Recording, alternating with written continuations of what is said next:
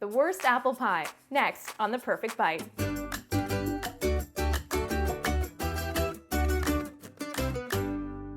With the colder months and holidays just around the corner, one dessert you're bound to run into is apple pie. But just how much will this dessert add to your waistline? Well, I'm ANDREA JENNA here with registered dietitian Shauna Lindzon, and we're going to take a look at how store-bought apple pies measure up nutritionally and taste-wise. So Shauna, first of all, how bad is apple pie? If you look at the crust, typically it's a very processed white flour, unfortunately. And then they add a fat, and sometimes the fat is hydrogenated, which contains trans fats, which are very bad for us. Then they put in a lot of sugar, and sometimes the sugar is in the form of high fructose corn syrup, which is a cheap sugar that's very unhealthy for us.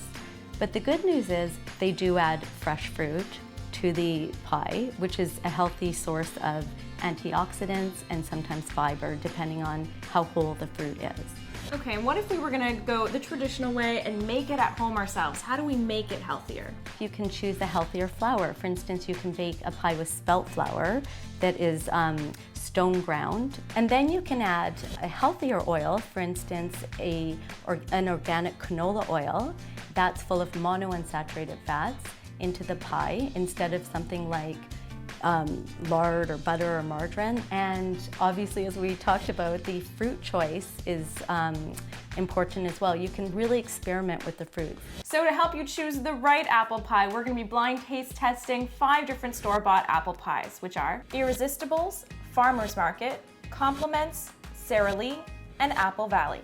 So this is taste test number 1. Lots of apple chunks, and the sauce is really rich, looking like jam.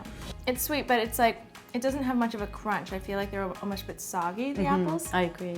And the crust it's flaky, a little salty. Taste test number 2. The apples are crispy.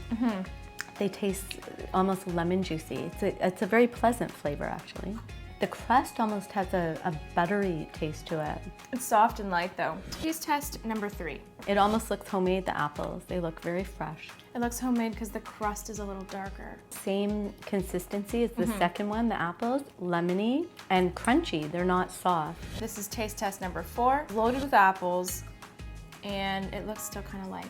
Don't like the crust at all. The flavor, the texture. The apples are kind of soggy again. It also has an aftertaste. And taste test number 5.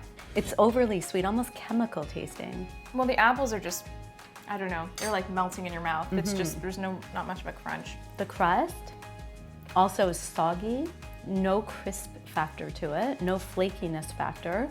So out of all of our samples, which one did you like the most? Most definitely this one. This would be my choice as well, and this is the Farmer's Market. What would you say is actually the best choice for us? Irresistibles actually has the least amount of calories per 100 gram serving. This is a surprise. Sara Lee has the least amount of ingredients. They don't add a lot of chemicals compared to the other pies.